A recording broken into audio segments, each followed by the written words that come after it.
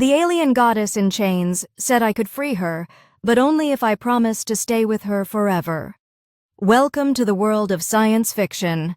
Comment below where in the world you are watching from today. And if you like this story, don't forget to subscribe. I wasn't supposed to find the map. It was lodged deep in the wreckage of a ship, so ancient the metal had fused into the surrounding asteroid. The salvage crew ignored it, too focused on plasma cores and broken weapons. But I've always been more interested in old stories than scrap value. When I pried open the compartment and saw the obsidian tablet inside, etched with symbols that shimmered faintly even in vacuum, I knew I was looking at something no historian had ever recorded. I brought it aboard my skiff, powered up the translation drone, and waited.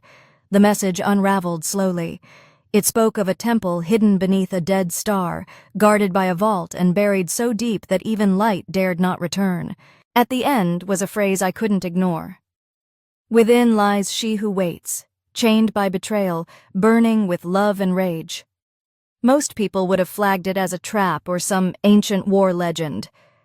But I wasn't most people. I had no family, no obligations, and no reason not to chase myths. So I plotted a course to the star system the text pointed to, a place marked on most maps with a warning, dead zone. I expected silence, maybe ancient ruins. I didn't expect what I found. The system was a graveyard. The sun at its center was more black hole than star, its collapsed gravity warping everything around it into cold spirals. My ship shields groaned just coasting through the orbiting debris, but then I saw it, a planet somehow still holding shape covered in jagged obsidian and veins of glowing crystal. I dropped into the atmosphere, guided only by the coordinates burned into the tablet. The air was breathable, barely. Radiation tickled the back of my throat like static. Everything here felt wrong and sacred at the same time. I found the temple buried beneath a mountain of jagged stone. It wasn't built into the mountain, it was the mountain. Its surface pulsed faintly with energy as if veins ran under the skin of the world. I followed the carvings through a narrow canyon, then down into darkness.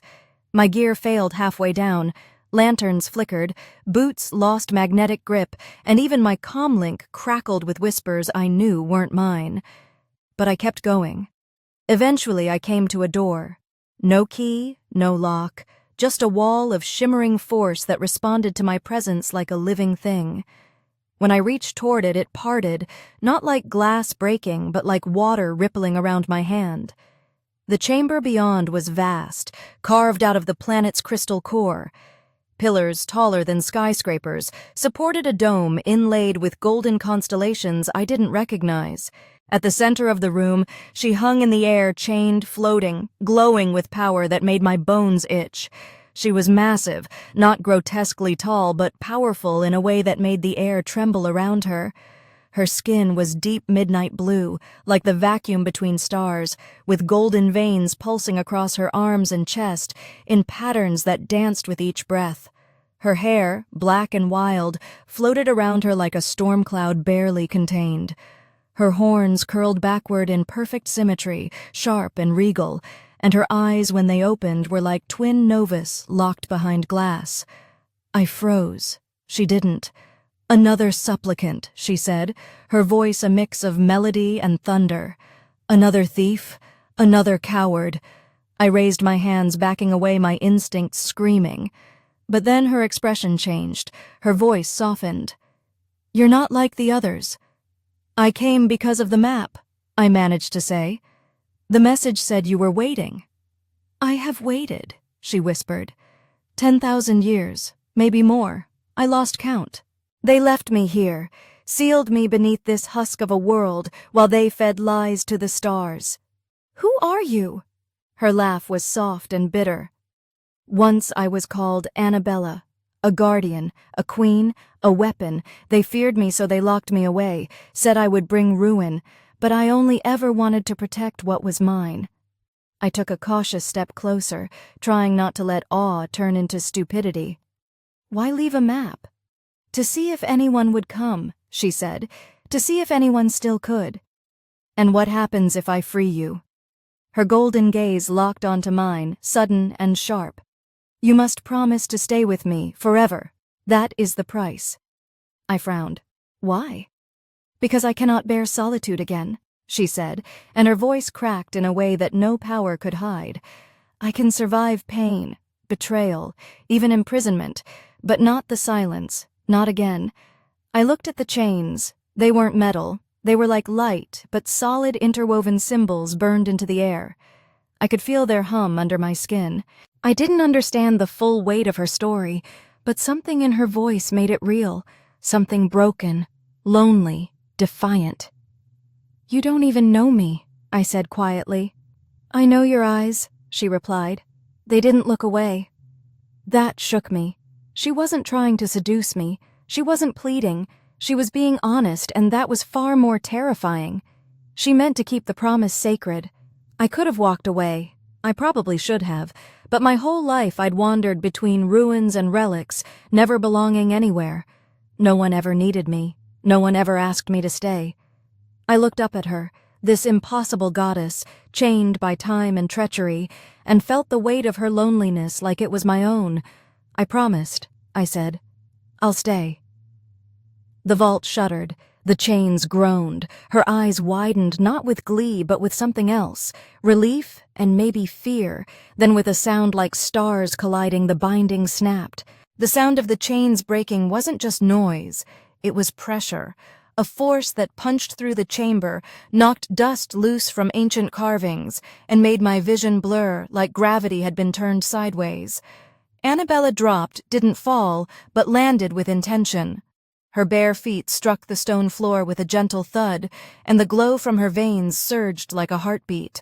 She straightened, towering over me, arms loose at her sides, power radiating from her body like silent lightning.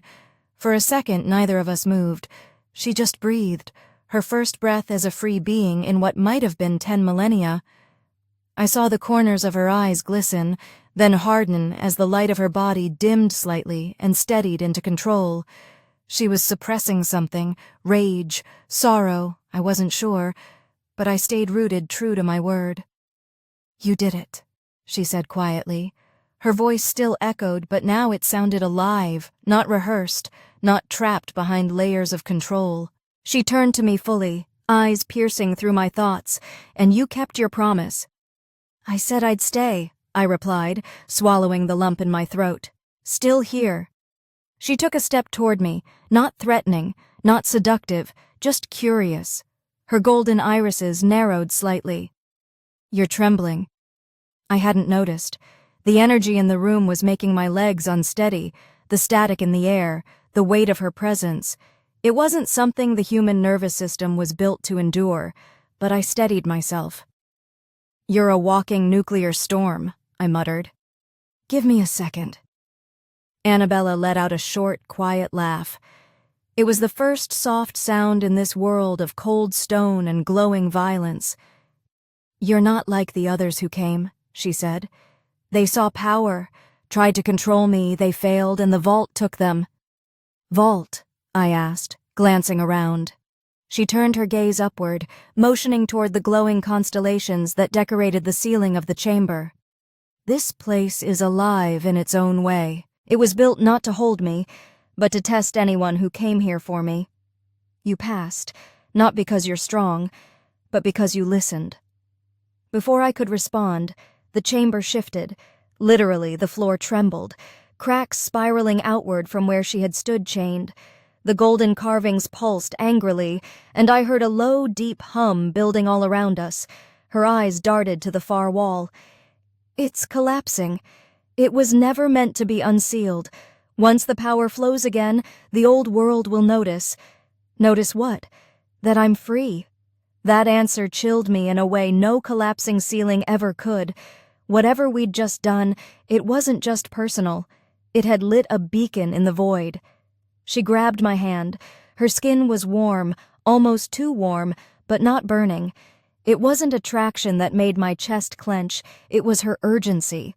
She wasn't dragging me to escape danger. She was holding on like I was the last real thing left in the galaxy. Without another word, she pulled me toward a passage that hadn't been there before, revealed by the shifting walls. The temple had changed, reshaped itself to let us out. We sprinted through the corridor, her strides longer than mine, but perfectly in sync. The deeper we went, the stranger it became. Light bled from the walls, not as glow, but impulses like breathing. I could feel thoughts brushing against the edges of my mind. Not words, not commands, just a presence, something ancient watching us leave. We burst into a tunnel that twisted upward at an impossible angle. Gravity felt unreliable. My boots slipped once on smooth crystal, and Annabella caught me easily, gripping my waist like I weighed nothing. "Almost there," she said, glancing upward. "We'll breach the crust soon." "The crust of a planet," I gasped. "What is this place?" "It was a prison carved into the bones of a dying world," she said, barely out of breath. "A place forgotten by all, built by cowards who feared what they didn't understand." I had 1,000 questions, but the tunnel narrowed, and the golden light faded as we reached a massive slab of opaque stone. Annabella pressed her palm to it, and the wall rippled like water. Beyond was the surface, skyless, starless, just black space overhead, and crystal dust swirling across jagged plains. The stars above us were faint, distant but present. The dead sun loomed behind thick clouds, a black sphere where light curled but never escaped. I staggered out, sucking air that felt heavier than before, my lungs adjusting again to the strange pressure. Annabella stood tall, her body glowing softly in the alien moonlight. Her eyes closed for a moment, and when they opened again, I saw something different in them: grief. She turned slowly in a full circle, scanning the landscape. "It's all gone," she whispered. "Even the sky has forgotten me." I didn't know what to say. What could you say to a god who had been erased from history? She didn't wait long. "We have to keep moving. They'll come. You keep saying they— Who are they?" She stepped toward me, and her tone changed from sorrow to warning. "The ones who built the chains, the ones who ascended and declared themselves the sole gods of the sector. When they feel my absence, they will hunt me to maintain their illusion of order, and they'll come for you because you helped me." "I'm not important," I muttered, trying to shake the cold from my limbs. "To me you are," she said with no hesitation, "and to them, that's enough." I scanned the horizon, no ships yet, no movement, just crystalline cliffs and alien wind. My ship parked a few kilometers west, assuming the auto defenses didn't cook it while we were down there. She nodded. "Then we go." We started walking, the strange terrain crunching beneath our boots. Every few steps I glanced sideways at her, not just because she glowed like a living constellation, but because I felt like I was walking beside someone both ancient and heartbreakingly lonely. She wasn't boasting or lording her power over me. She was quiet, measured, and even as she looked ahead, I could feel that part of her was still chained, somewhere deep. I finally said what I'd been thinking since the vault. "You really would have stayed in there forever if no one came, wouldn't you?" She didn't look at me, just nodded once. "Yes." "Why didn't you lie to me, trick me?" She turned to me then. Her expression was solemn, proud, a little sad, because I didn't want another servant. I wanted someone who would choose me. We kept walking, and somewhere behind us the ground shook. The vault was gone, buried forever, but whatever we'd started, whatever I had agreed to, it was only just beginning. By the time we reached the valley ridge, the sky had started to crackle with colorless lightning, silent streaks that split the atmosphere like nerves exposed under pressure. The wind was sharper now, laced with static that tugged at my skin. The terrain was more jagged here, brittle under our boots, like a crust of glass left behind by an old planetary wound. My ship's beacon pinged weakly just beyond the next rise, but even before I saw it, I could smell the ozone burn in the air, the scent of energy discharge and plasma scoring. Annabella slowed as we reached the top of the ridge. She didn't need to say anything. The ship was there, but it wasn't intact. Its frame had been split open like a ribcage, internal systems exposed, flickering and sparking as if a precision strike had flayed it open, not exploded, not melted, surgically removed from the equation. I moved slowly toward it, my mind refusing to panic. The survival packs might still be intact, the long-range comms doubtful. My fingers touched the hull warm still from the recent attack, but there were no burn marks. No craters, just silence. Something had found it, something that didn't want me leaving. "They're fast," I muttered, anger grinding against the base of my throat. I was only gone a few hours. "They've always been fast when motivated," Annabella said from behind me. "They monitor the dead stars, not for worship, for fear. They feared the day my chains would break." I turned to face her, trying not to let the frustration boil over. "Then we're stranded." "For now," she said simply, eyes scanning the horizon again. "But we're not alone anymore. They sent scouts. I feel them circling." I frowned. "I don't see." "They ride cloaked crafts," she said, "mechanical angels with knives for wings. They're watching us now, waiting to see if I'm truly free or if this is some accident of circumstance. Once they confirm it's real, they'll bring fire."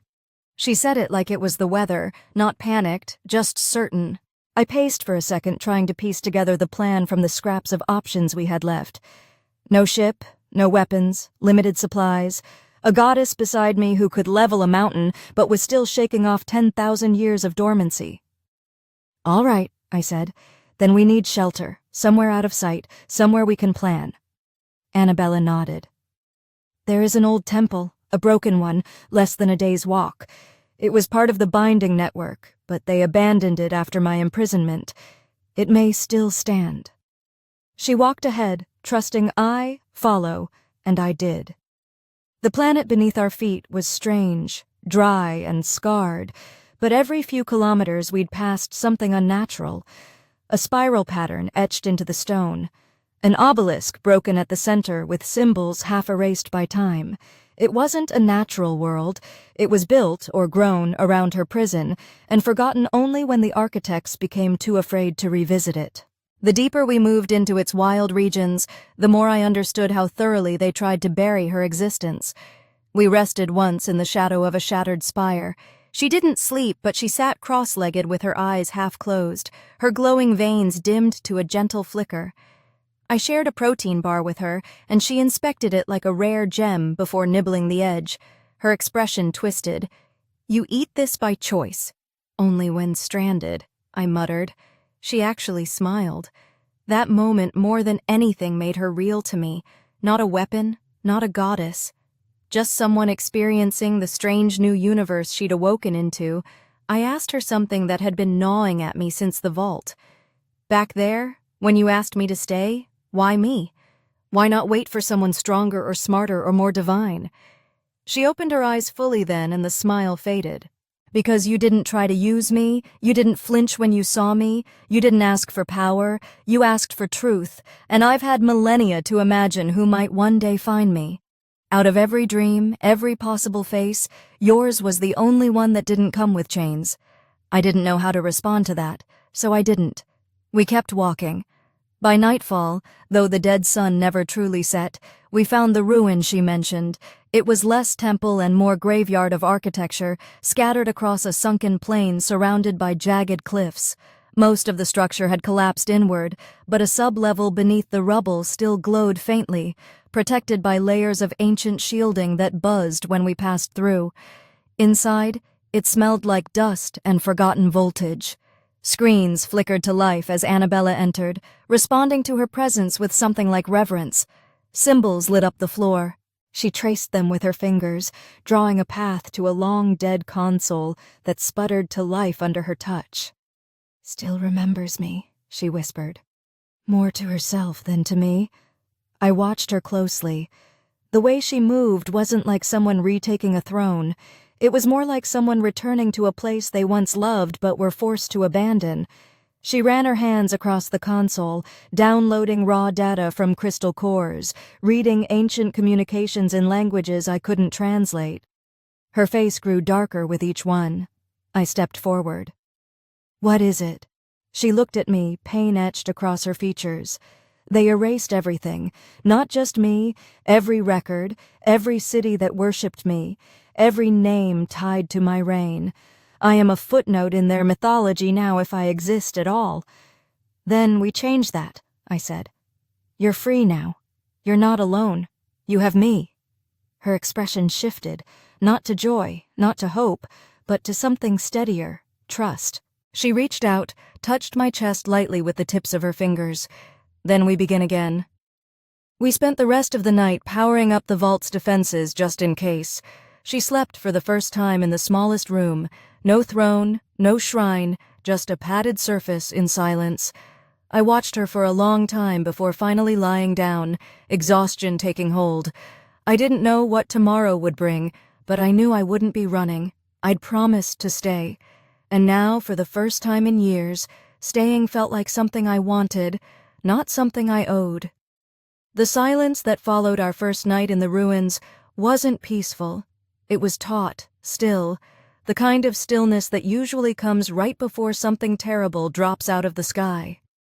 Annabella rose before me, standing at the threshold of the outer chamber, her outline lit by flickering glyphs carved into the ceiling above. I didn't say anything right away. She looked like a statue waiting for judgment, unmoving but alert, her gaze trained on the jagged horizon beyond the fractured dome. When I finally joined her, she didn't turn. She just spoke in a tone too calm for what she said. "They're coming." I didn't need to ask who. The words were thick with meaning, the ones she spoke of, the ones who had built the chains erased her from memory and now hunted her in silence. I followed her gaze, scanning the upper atmosphere for movement, anything unnatural. The stars above the dead sun had shifted slightly, unnaturally, like they were being bent. As I stared, something shimmered, a ripple, a fold in the sky like heat over metal. My heart jumped. "Cloaked?" I asked, already knowing the answer. She nodded. They always were, even before they betrayed me. I stepped back into the ruin and yanked open my emergency satchel, pulling out what little I could use, a pulse sensor with a cracked screen, a single-shot flare pistol, and a comlink that still spat static. I offered the sensor to her, then hesitated. "Wait, you can sense them already. Why would you need?" She took it gently from my hand and placed it aside. "Because you're still thinking like a human, like someone outmatched. You're not with me." She said it without arrogance. It was fact. But even facts didn't calm the pounding in my chest. I knew I wasn't built for battle. I was a historian, a scavenger, a quiet mind with an itch for secrets, not firefights. But still, I stayed. Not because I was brave, because I'd promised, because something in her presence made the idea of running feel smaller than any danger we faced. The moment cracked when the sky split with a streak of light. A shape descended fast, too fast to be a ship dropping through orbit the usual way. It was a blade of obsidian wrapped in golden flame, stabbing toward the valley with surgical precision. It didn't crash. It landed. And the moment it touched ground, the air changed. A high piercing frequency began to pulse outward in waves. Annabella exhaled slowly, then turned to me with steel in her voice. "That's one of their judgment vessels. It's not here to talk. It's here to test me, to see if I'm still what I was." "Are you?" I asked before I could stop myself. She looked at me then, not offended, not wounded. "I don't know, but I'll find out." Without waiting for my approval, she moved toward the open plain, her body glowing brighter with every step. The veins across her arms and shoulders shimmered gold, and even the wind around her began to bend as if the air itself remembered her. I followed, but slower, keeping behind the debris and stone columns. The vessel stood like a dagger planted upright, its surface rippling like liquid metal. Then it opened. A figure stepped out, tall, clad in ivory armor that shimmered with unnatural perfection. Its face a blank mask with only a single blue slit across the visor. "Annabella of the Old Flame," it intoned. The voice echoed too far for a normal speaker. "You were not summoned. You were not permitted. You are a fracture in the archive. Return to containment or be erased." Annabella stopped walking and planted her feet. "Containment broke because your lies couldn't hold forever." The figure tilted its head, mechanical and precise. "You are incomplete. You are unstable. You are incompatible with the new directive." "I'm still more than enough for you," she replied. The machine raised an arm. Light formed at its palm, a sphere of pooling white energy, silent but charged with the power to vaporize cities. I reached for the flare gun, foolish I knew, but I couldn't watch without doing something. Annabella raised her hand, matching its gesture. Her glow intensified. The moment held frozen in tension until the machine fired. The beam ripped across the plain with a crack that echoed through the cliffs, tearing up stone and crystal as it went. Annabella met it with her palm. Not a shield, not a counterblast, just her hand. The beam struck, and for a moment it looked like she would vanish in the explosion, but the light twisted, bent, curled around her like water flowing past a stone. The energy dispersed behind her in chaotic spirals. The ground shook. The machine reeled slightly as if recalibrating its understanding of physics. Then Annabella walked through the aftermath, golden sparks falling from her fingertips like embers. "You never understood me," she said, her voice cutting clear through the wind. "You feared me because I didn't need to dominate to be powerful. You erased me because I didn't beg." The machine didn't answer. It fired again, 3 rapid bursts. This time she didn't block them. She dodged. Moving in a blur that defied momentum, she closed the distance and struck its chest with an open palm. There was no explosion, no drama, just silence followed by the collapse of its frame as if it had been hollow all along. The ivory armor crumpled, the blue slit flickering and dying. She stood over at a moment, then turned back to me. I approached cautiously, stepping over the still smoking shell of the defeated construct. That was one of the scouts. She nodded. "They'll send more stronger. That was a test, a signal. The real judgment comes next." I didn't argue. I just looked at her, glowing brighter now, like she'd reawakened a part of herself in that fight. She seemed taller, steadier, like gravity obeyed her instead of the other way around. "We need to move," I said. "This place isn't safe anymore." She reached for my hand again. "There's a place they won't look, a place even they fear. It's where I learned to command my power." I hesitated only a moment, then nodded. "Then let's go." As we walked into the wilderness beyond the ruins, I felt the first real shift, not in the world but in her. She wasn't just regaining her strength, she was remembering who she was, and I was no longer just the one who freed her.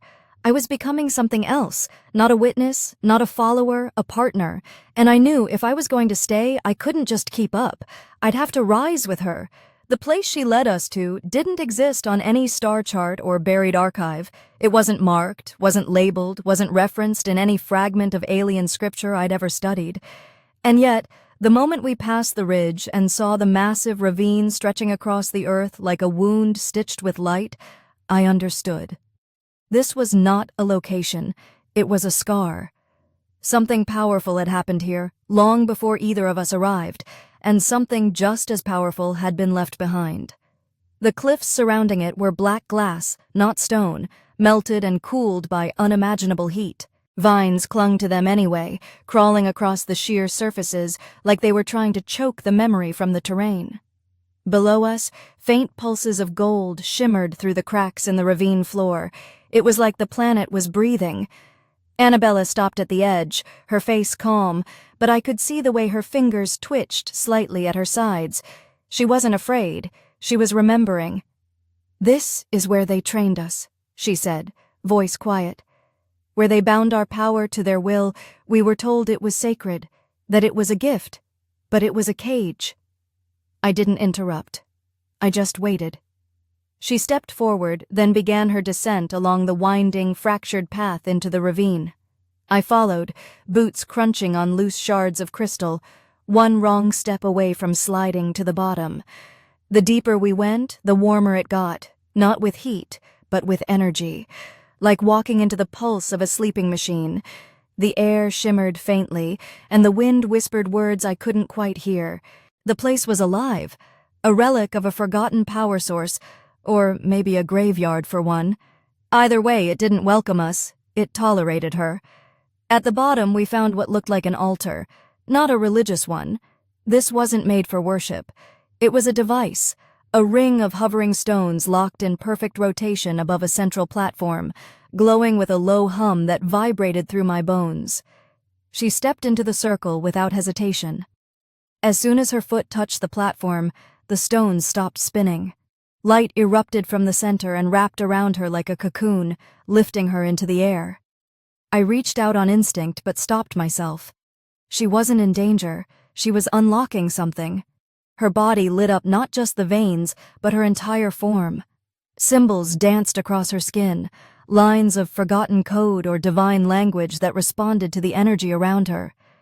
She floated there, arms outstretched, head tilted back, her expression not pained but focused. I took a step closer and suddenly the entire ravine lit up. Symbols flared to life across every surface. The cliffs above shimmered, the vines recoiled.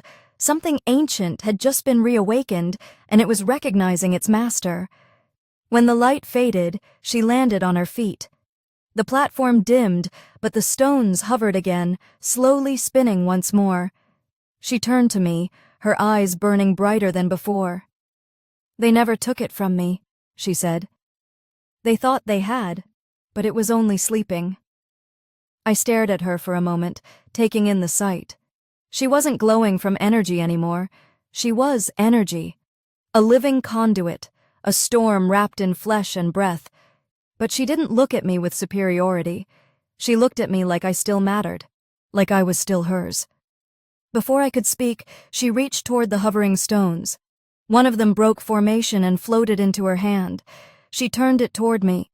It shifted, malleable like liquid stone, and reshaped itself into a curved band. She stepped close, wrapped it around my wrist, and it sealed there with a pulse. "It's a key," she explained. "It links you to me.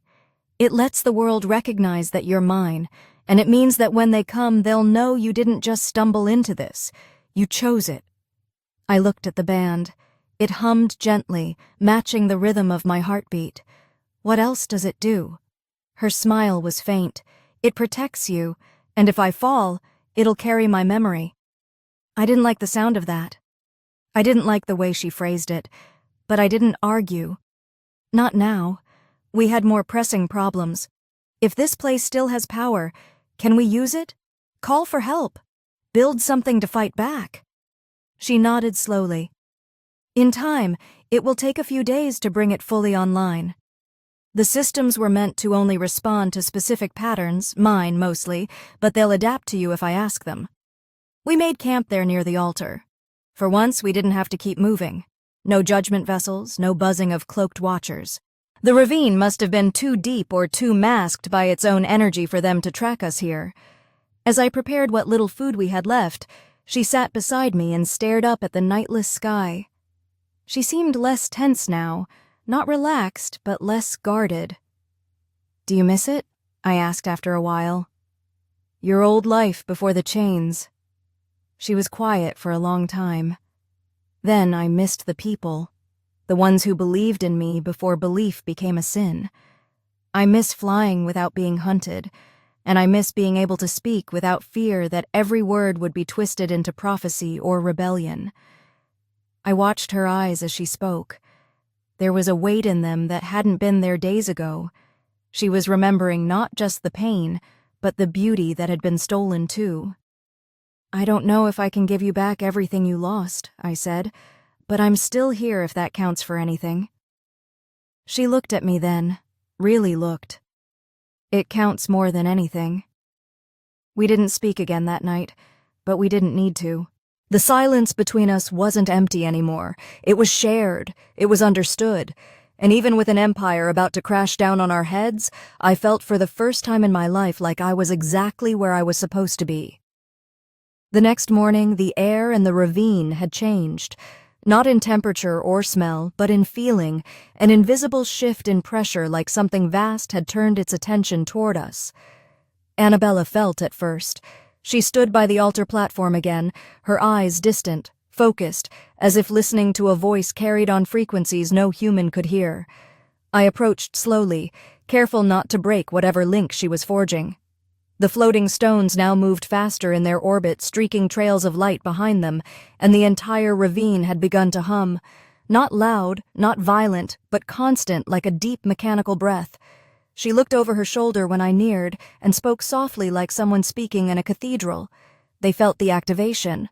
Somewhere in the divine network, an alert has sounded. I can feel their minds scraping at the edges of this place. Not many, just one. One, I asked, my voice low. You mean one scout? No. She turned fully toward me, her expression unreadable. One of them, the Pantheon, the ones who wear the new masks and call themselves the voice of balance. He was once my brother in the old reign. Now he comes to finish what he started. I didn't like the sound of that. I didn't like the calm in her voice or the stillness in her posture. Something about the way she spoke his presence into reality made it feel more certain than even the ground under our feet. I looked around the ravine again, trying to gauge if the defenses she had awakened could do anything against what was coming. Will this place hold? It was never meant to defend me from him, she said, only to hide me from his guilt. That protection is gone now.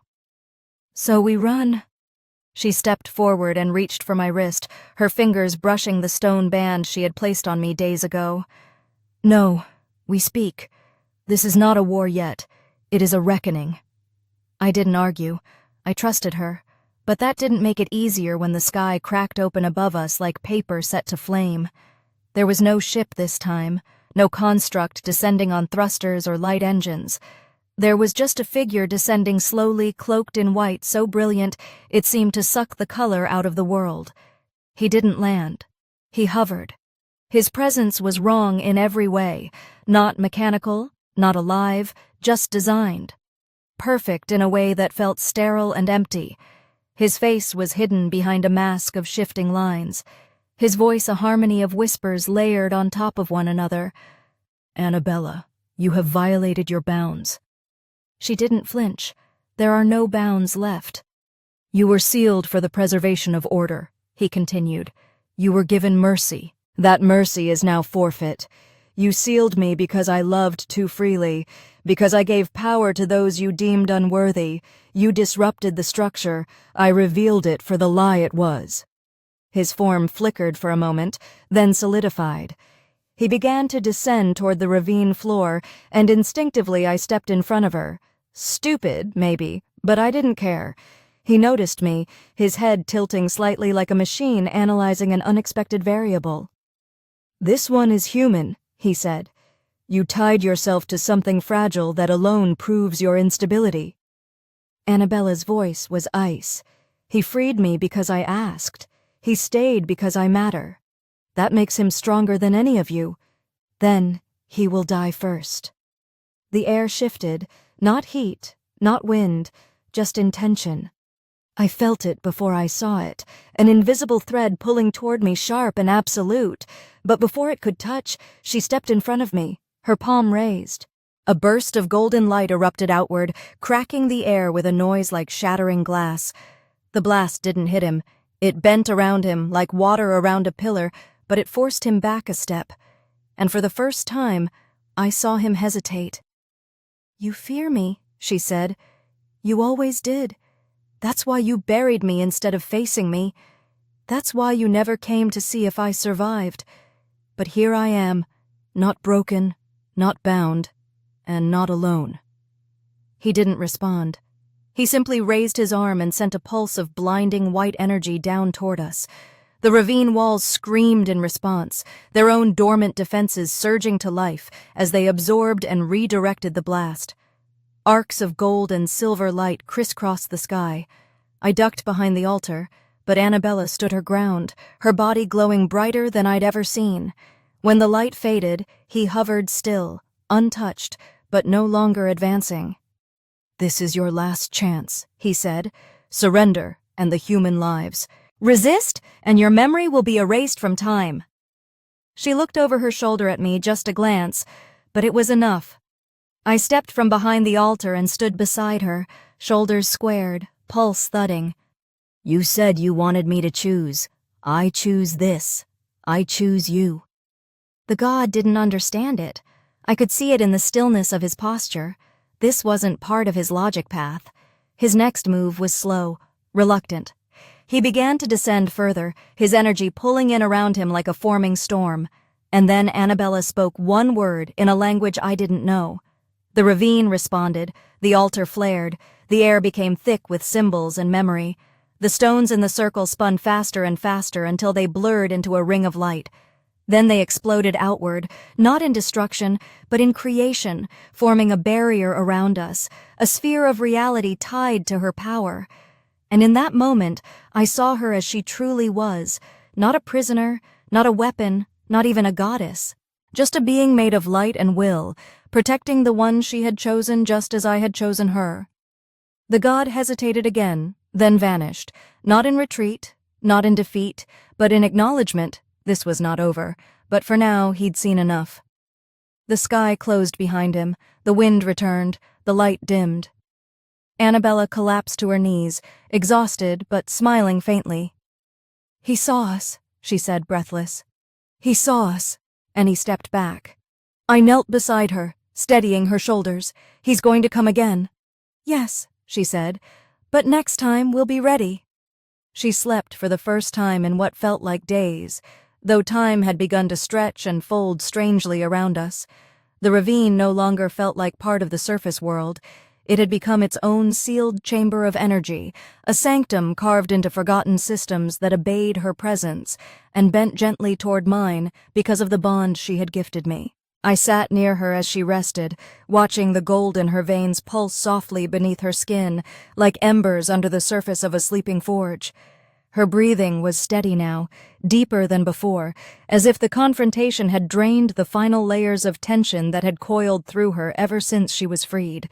There was something vulnerable about her like this, not weak but raw, as though each breath was rebuilding the pieces of herself, not just shattered by imprisonment, but by what she'd seen in the eyes of her former kin.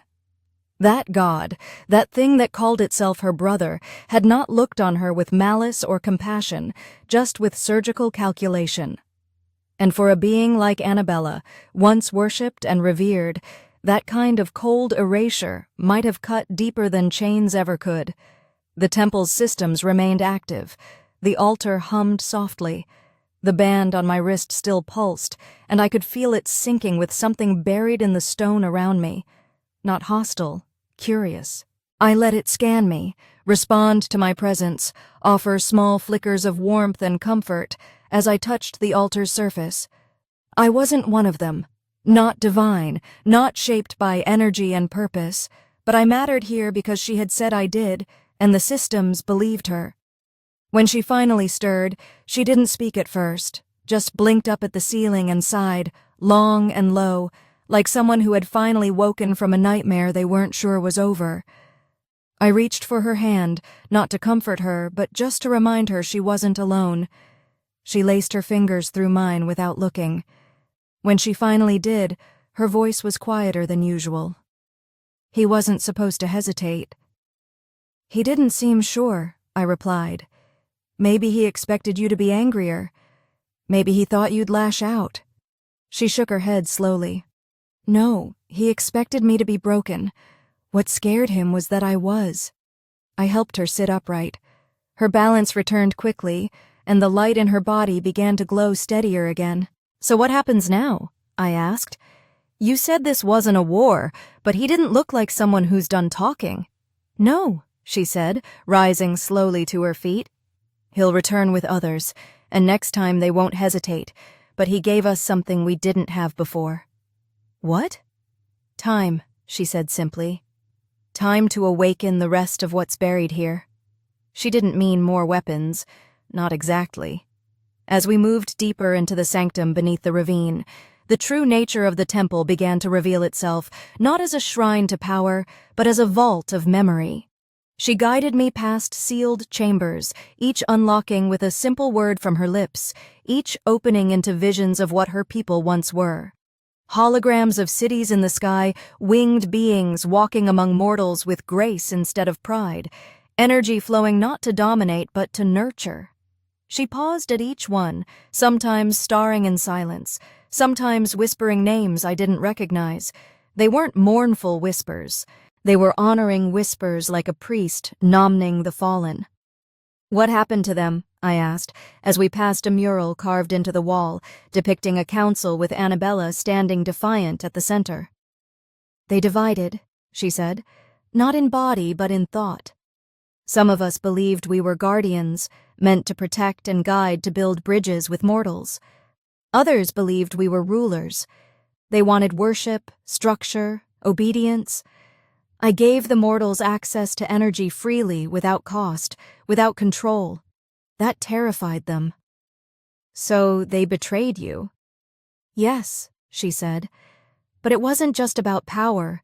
It was about fear that I'd tip the balance. Fear that mortals might one day not need gods at all." We entered what looked like a command chamber, half war room, half spiritual archive. The center displayed a star map, rotating slowly, showing shifting territories and glowing signals. She touched a node and it pulsed. A smaller projection appeared, showing scattered ruins across the sector, temples like this one, buried or destroyed. "There are still sites like this?" I asked. "Yes," she replied, "dormant, unseen, but tied to me. If I can awaken them, they will help shield us, help us speak, not just to them, but to the stars." I saw it then.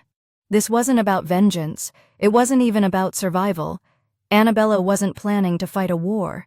She was planning to wake a memory, to reignite a forgotten truth, one that could rewrite the balance her former brethren had imposed. But I also saw the risk. If they caught her before she reached the others, if they destroyed this temple before she could spread her signal, then she'd vanish all over again, this time for good. "I'll help you find them," I said without hesitation. "We'll bring the others back online. We'll build something they can't erase." She turned to me and took both my hands. Her eyes weren't glowing then. They were just eyes. Tired, hopeful, real. "You already have. Every step we take together, I feel less like a relic and more like myself." There were no romantic words, no dramatic gestures. But when she leaned in and pressed her forehead to mine, it wasn't godly or grand. It was intimate, grounded. The bond between us was no longer one of pact or promise. It was choice, again and again. And I realized then that I didn't just want to protect her. I wanted to build with her, even if the whole galaxy stood against us. Outside, the storm clouds were gathering again. The stars were dimmer. The silence above was heavy. But within the temple walls, something stirred. The systems were waking, the pulse of the old ways reborn. And at the center of it, hand in hand, stood a goddess no longer forgotten, and a man who had once wandered without purpose, but now had everything to fight for. We left the ravine before the next dusk cycle, the air charged and thick with the scent of coming conflict. The sky above had darkened unnaturally, not from any natural weather, but from the slow and deliberate return of eyes once diverted. Annabella walked ahead, her stride steady, and her expression unreadable. The star map embedded into the band on my wrist pulsed faintly, guiding us west across the shattered plains to the next signal node, one of the old temples buried beneath fractured tectonics. We moved in silence most of the time, not because there was nothing to say, but because every word felt borrowed from the calm before the inevitable storm. The terrain was worse out here, more broken, as if the world itself had been punished for once sheltering her. Spires of black stone jutted from the crust like broken teeth, and rivers of inert crystal marked fault lines that ran in impossible directions. But the signal remained strong, and the closer we got, the more Annabella seemed to grow into herself. Her glow wasn't constant anymore. It flared and pulsed with rhythm, as if each step toward the old power awakened something in her bones, something ancient and once buried that was no longer interested in being silent. When we reached the site, the ground opened like it had been waiting. A spiral of stairs formed from the earth itself, leading down into the remnants of a sanctuary swallowed by time. We descended together, and this time she didn't need to speak a word. The place recognized her instantly. Light returned to systems untouched for millennia. Floating obelisks rose into position. The air vibrated with the music of old rituals, tones that weren't audible but felt through the skin and blood. The sanctuary came alive not in defense but in welcome. She stood at the center, arms outstretched as glyphs wrapped around her in slow spirals. I stood just beyond the platform, watching my hand on the band around my wrist as it synced to the new frequency. Then something strange happened. The system responded to me directly. My thoughts, my memories. It wasn't invasive, not like the probes I'd seen used by AI security on other worlds. This was curious, it asked. Not took, it offered. And I let it in. Suddenly the walls flickered and bloomed with new light. Holograms formed not of her past but of mine, my childhood, my wandering. The first time I stepped aboard a derelict freighter with nothing but a second-hand scanner and a dream of finding something bigger than myself. I felt exposed at first, but then I understood. This was the sanctuary recognizing why I had stayed, why I had promised, not because of her power, not because she needed saving, but because I had needed to belong, and in her, I'd finally found that place. Annabella's eyes opened slowly, and for the first time since I'd met her, they shimmered, not with energy, but with tears. "It chose you too," she said, voice low. "Not as a vessel, not as a proxy, as a partner. This place doesn't lie. It doesn't manipulate. It sees what is." I stepped forward and the glyphs didn't resist me. They opened space for me beside her. I stood next to her shoulder to shoulder, and in that moment, the sanctuary broadcast its first signal in 10,000 years. It was not a call to arms. It was a call to memory, a reawakening, a reminder to every listening system, every remnant of her old world, still humming beneath distant soils, that Annabella was not gone, that her truth had not been erased, that she was not alone. Far above, we felt the response almost instantly.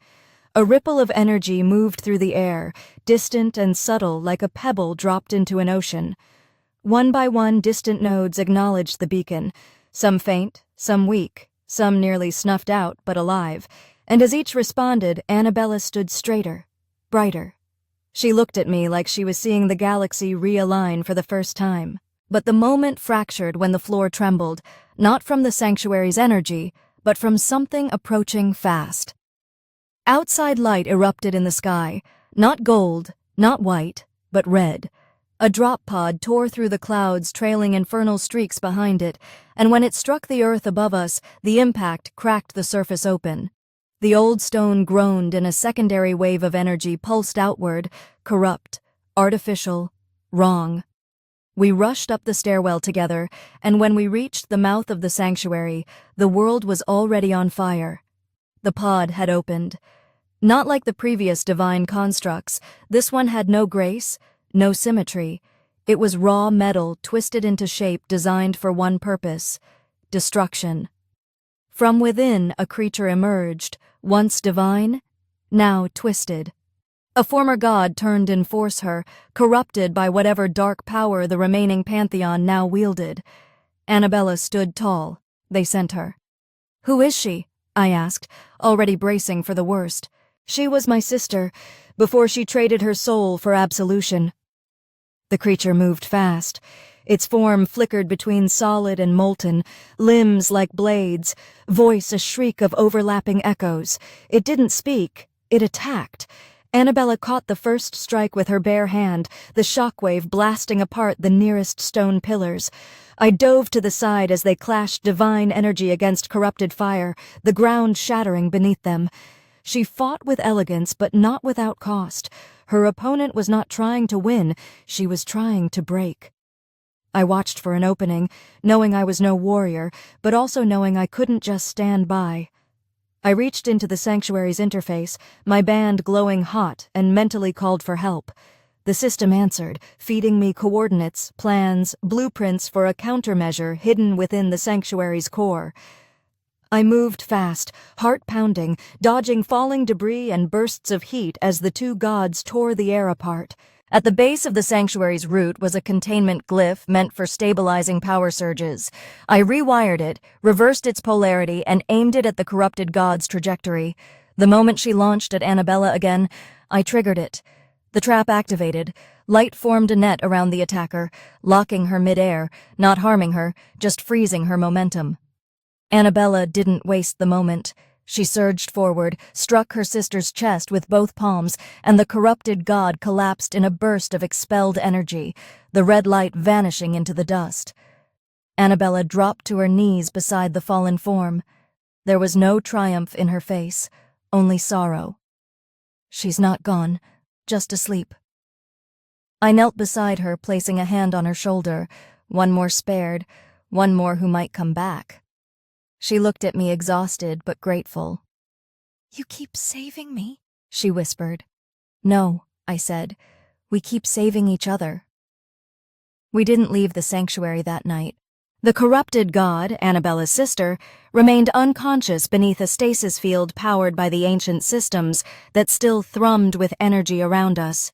She no longer looked like the creature that had emerged from the pod. Her body, stripped of rage and flame, resembled Annabella in a way that was both tragic and haunting. The glow that pulsed through her veins was dull, flickering like a dying star.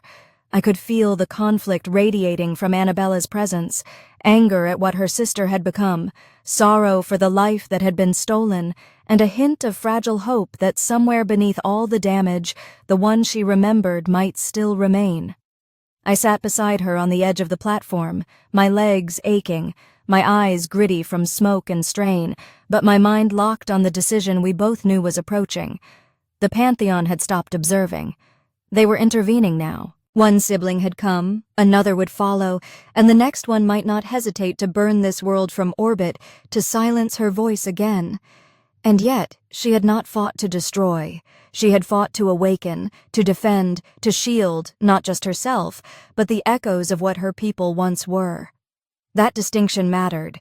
It gave her something her enemies didn't understand. It gave us a reason. Annabella finally spoke, her voice low. There were 5 of us at the beginning. I was the second born. She, the one you saw, was the youngest. Her name was Mura. She believed most fiercely in unity, in balance, and yet she was the first to fall when the doctrine turned into a cage. I looked over at Mura's resting form, and now. She's not beyond saving, Annabella said. But she's not safe either. When she wakes, she may not remember mercy. We have to decide whether we bind her again or trust that the light inside her isn't gone. I didn't have the answer, but I knew what she was really asking. What kind of future are we building here? A future driven by fear and defense, or one shaped by the possibility of redemption? I didn't come all this way to watch Annabella become the same thing she was fighting. I put my hand gently over hers. Then we try. We hold the line not just for survival, but for the chance that even those broken can be reached, even if it's hard. She nodded once, and I saw the tension ease in her shoulders. We spent the next few hours repairing the sanctuary's outer ring, linking its signal system to the previously activated Ravine Temple. With both nodes pooling in tandem, the star map in my wristband expanded, marking new coordinates across the sector. It wasn't just territory, it was memory reasserting itself.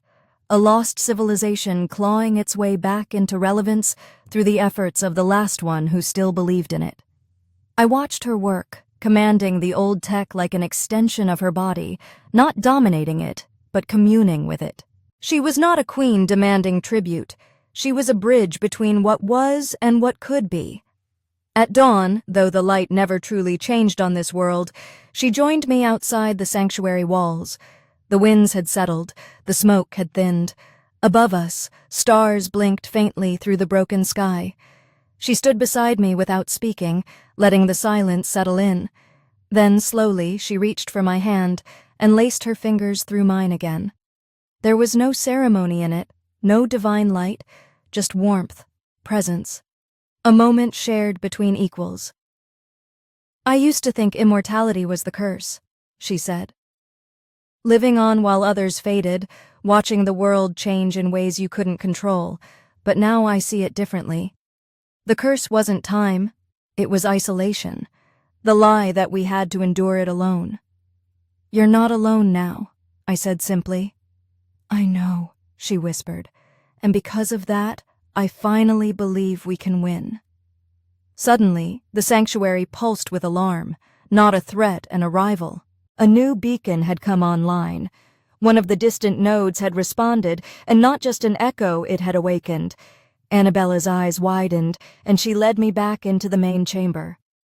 A projection flared to life, showing a tower buried in the ruins of a dead moon, its energy signature strong, its system still intact. But there was more someone inside. "It can't be," she muttered. "That tower was sealed long before my exile." "Who's there?" "Someone who stayed behind." We didn't wait. The coordinates locked into the temple's system. Annabella activated a transport platform that hadn't been operational for centuries, one that bent space through folded corridors, divine shortcuts only she could walk. But this time she reached for me. "You're coming too," she said. "We go together." The moment we stepped into the fold, I felt the universe ripple around us, like stepping between the pages of a story written by something older than time. When we emerged, we stood on the cracked surface of a barren moon, windless and silent, with the tower rising like a defiant monument against the void. Its gates opened before us, no resistance, no challenge, just invitation. Inside we found her, another of the 5.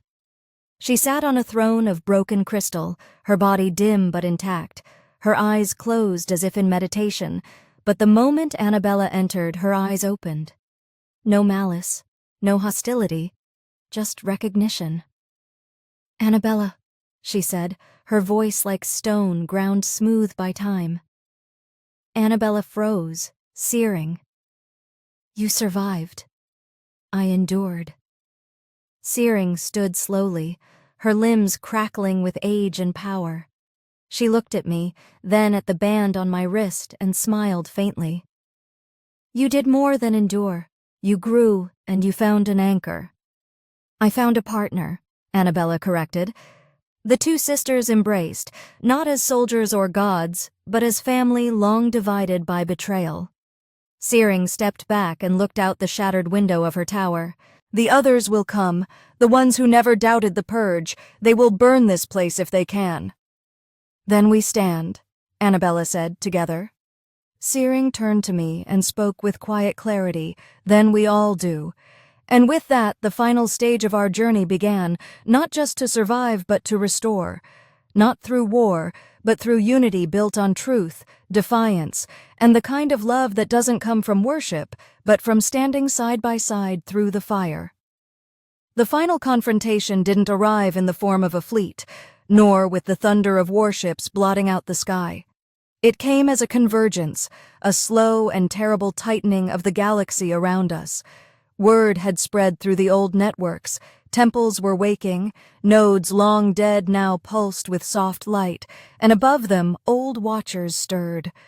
Annabella and Searing worked tirelessly, linking more of the ancient sites, reactivating the song of their kind across worlds that had long forgotten their names. I helped where I could, not just as a bystander, but as a vital tether. The systems responded faster with my presence. They recognized that this was not just divine reclamation. It was alliance. It was trust. And at the heart of it, love had become a signal stronger than any code etched into stone. We returned to the ravine for the final stand, not because it was where the first chain broke, but because it was where Annabella had first spoken the truth aloud, that she didn't want followers, only someone who chose her freely. Mura was there, awake now, and slowly healing. The corruption had left her body, but she was quiet, uncertain, reluctant to rejoin the world she had once tried to destroy. Searing stayed at her side, guiding her like the elder she was. No judgment, just patience. Even the sanctuary had softened toward her. The world could change, it seemed. Even the divine weren't beyond redemption. On the day they came, there was no warning flare, no sirens. The sky simply shifted, the stars above dimmed and rippled as something massive folded through space. A presence descended, not mechanical, not even physical in the traditional sense, but conceptual. A manifestation of the old order's will projected through the last of the corrupted gods, 3 of them. The remaining members of the 5, Annabella's one's brothers. They floated above the ravine, cloaked in silver and logic, forms shimmering with cold light, not furious, not hateful, just final. "You've defied the seal," the one in the center said. "You've rekindled blasphemy." "I've remembered the truth," Annabella replied, stepping forward, no longer flinching beneath their presence. "And so have the worlds. The galaxy cannot be trusted with freedom." "You don't protect the galaxy," she said. "You hoard it." They descended in unison, their voices merging into a resonance that cracked the stone beneath our feet. "Then you will be unmade." I stepped beside her, and Searing did too. Then, to our surprise, Mura rose next to us as well. Her eyes were dim, but clear. She looked at her brothers and said nothing, only stood her ground. Annabella reached for my hand, fingers lacing with mine, and something shifted in the air. Not power, choice, and the systems responded. The sanctuaries across the sector flared simultaneously. From orbit, they must have looked like a chain of suns reigniting after eons of silence. The divine network cracked under the strain of the light it carried for too long. The old programming faltered. The artificial balance they had enforced began to dissolve in the presence of something they hadn't accounted for: unity born without coercion, power shared, not imposed. The three gods moved to strike, but the world itself rejected them. The energy they called upon fractured, the glyphs beneath their feet destabilized, the voices they used to command obedience found no ears willing to listen, and then they simply unraveled, not destroyed, not slain, just forgotten. The very systems that once carried their essence now rejected it like a virus finally purged. The pantheon ended not in blood or fire but in silence. We stood at the center of the ravine, breathing in the quiet. No war, no explosions, just the soft hum of the old temples humming in peace. Annabella looked up, and for the first time since I'd met her, her body no longer pulsed with strain or restraint. The glow within her was calm, not burning. Her form shimmered briefly and then settled, less god now, more woman, still powerful, still divine, but free. "I didn't think it would end like this," she said softly. "No one ever does," I said. We walked the edges of the old sanctuary, now fully restored, and watched as Searing and Mura reconnected with the places they once guarded. The world felt lighter, brighter, even though no sun pierced the sky. Annabella and I stepped into what had once been her chamber of isolation, now reborn as a place of rest. The chains that once held her were gone, replaced with a garden of soft light and growing things, seeded by the temple systems in response to the harmony we'd created.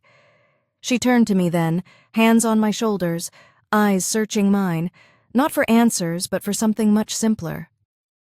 "Do you regret it?" she asked, finding me choosing me. I didn't even blink, not for a single second. Her lips curved, even knowing you gave up a quiet life. "I didn't give it up," I said, pulling her gently closer. "I traded it for something real, for someone real, for a future that means something." She kissed me then.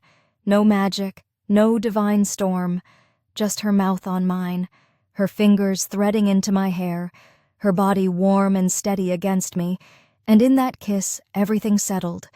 The past, the pain, the chains, all of it melted into the simple truth that I loved her, not because she was powerful or beautiful or chosen, but because she saw me when no one else had, and I had stayed not because I was bound but because I wanted to. The galaxy would remember her now, not as a fallen goddess, not as a threat, but as a light that refused to go out. Her story wasn't written in temples anymore. It was written in the hands we held, the promises we kept, and the lives we chose to build. And for the first time, the universe was quiet, not because it was afraid, but because it was listening. Together, we stepped into the future, and we didn't look back.